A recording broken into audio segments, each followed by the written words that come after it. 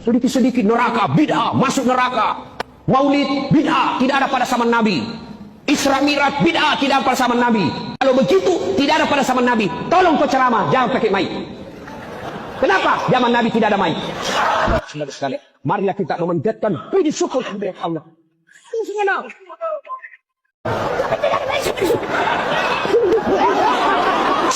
Meluruskan subhat, dikit-dikit bid'ah, dikit-dikit masuk neraka. Taib, bismillah, alhamdulillah, wassalatu wassalamu ala rasulillah, amma ba'du. Seringkali kita dapati sebagian orang, mereka melemparkan subhat, dikit-dikit bid'ah, dikit-dikit masuk neraka. Ucapan seperti ini sejatinya bukanlah bantahan terhadap dakwah tauhid atau dakwah sunnah. Sebab hanya dakwah tauhid dan dakwah sunnah lah yang konsisten mengingatkan kaum muslimin dari bahaya bid'ah. Akan tetapi ucapan ini justru merupakan bentuk ejekan terhadap hadis Nabi Shallallahu Alaihi Wasallam. Mengapa demikian? Karena yang pertama kali menyampaikan atau memperingatkan kaum muslimin dari bahayanya bid'ah adalah Rasul Shallallahu Alaihi Wasallam, bukan dari para dai. Rasul Shallallahu Alaihi Wasallam beliau bersabda, wa iyyakum wa muhdatsatil umur, dan jauhilah oleh kalian perkara-perkara baru yang diada-adakan.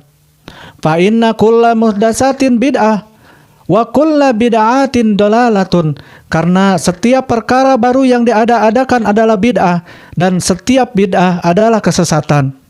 Hadis riwayat Abu Daud dan Tirmizi yang disahihkan oleh para ulama. Dalam hadis riwayat An-Nasa'i pun disebutkan wa kulla dalalatin finnar, dan setiap kesesatan tempatnya di neraka. Sejatinya jika ada seorang dai yang menyampaikan bahaya bid'ah melalui dalil-dalil yang sahih, sejatinya ia sedang menyampaikan peringatan dari Nabi Shallallahu Alaihi Wasallam, bukan membuat-buat ancaman dari dirinya sendiri. Namun perlu dipahami bahwa vonis bid'ah itu sesat. Sejatinya seorang dai sedang menjelaskan hukum tentang suatu perbuatan. Adapun penetapan hukuman tertentu terhadap seseorang di akhirat, ini adalah urusan Allah Subhanahu wa taala, bukan urusan para dai. Oleh sebab itu, seorang muslim hendaknya dia menerima dengan lapang dada, bahkan dengan perasaan senang, jika ada seorang dai yang mengingatkan tentang bahaya bid'ah berdasarkan dalil-dalil yang sahih, bukan sebaliknya, malah merasa terganggu karena sering diingatkan.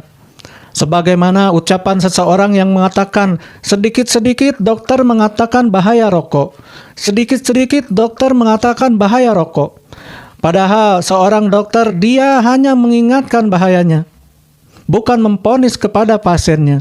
Demikian pula dengan para dai yang menyampaikan tentang bahayanya bid'ah.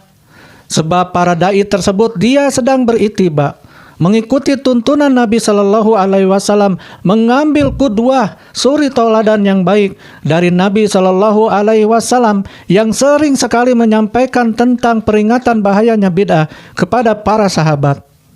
Lalu kemudian kami pun ingin meluruskan subhat berikutnya yang mengatakan peringatan maulid ini adalah bid'ah sebab tidak ada di zaman Nabi.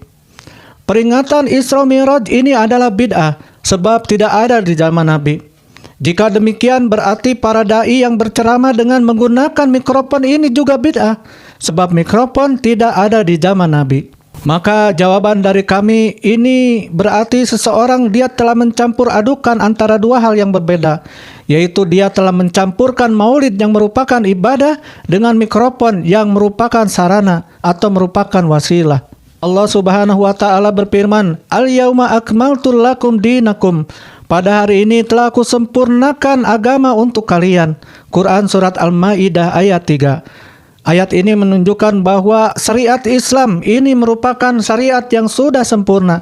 Oleh sebab itu, siapa saja bagi kaum muslimin, mereka tidak diperkenankan untuk merubah-rubah syariat yang sudah sempurna ini, baik dengan menambah-nambah ataupun dengan menguranginya. Rasul sallallahu alaihi wasallam bersabda, "Man ahdasa fi amrina hada ma laisa minhu fahuwa raddun."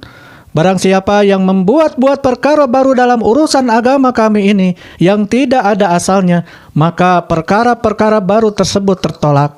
Hadis riwayat Bukhari nomor 20 dan Muslim nomor 1718. Maka ada beberapa hal yang perlu kita pahami. Bahwa yang pertama, mikrofon ini merupakan wasilah atau sarana, bukan ibadah. Artinya menggunakan mikrofon hukumnya sama dengan menggunakan pengeras suara lainnya. Atau menggunakan misalkan HP, laptop, dan sarana medsos lainnya yang tujuannya untuk menyampaikan dakwah. Maka menggunakan sarana yang mubah untuk membantu menyampaikan dakwah ini merupakan perkara yang diperbolehkan oleh syariat. Kaidah para ulama menyebutkan al-wasailul laha ahkamul maqasid. Artinya hukum sarana itu mengikuti hukum tujuan.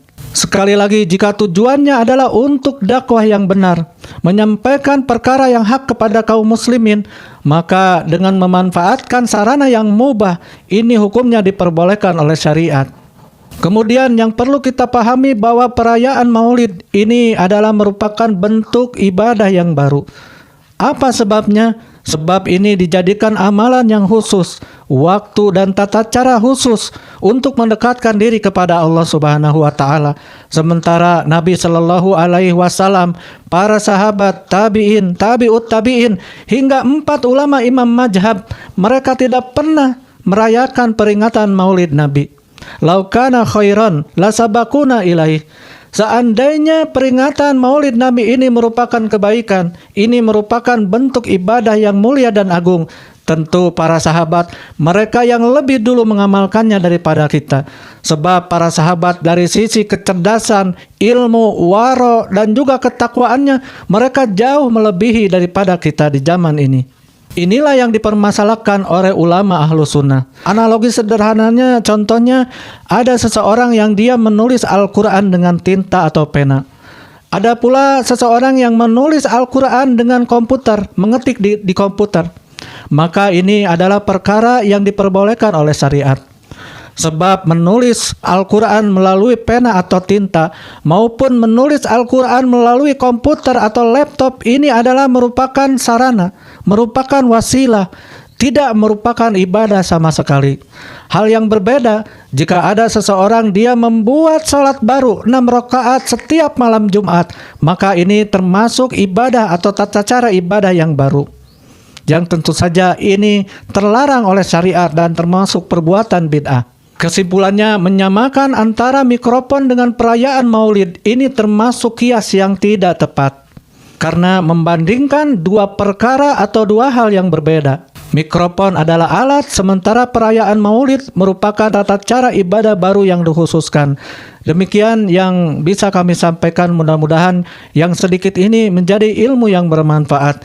Semoga Allah Subhanahu wa taala memberikan kepada kita taufik, meneguhkan hati kita di atas tauhid dan juga sunnah Nabi sallallahu alaihi wasallam, dan mewafatkan kita semua husnul khotimah. Wabillahi taufik wallahu taala a'lam.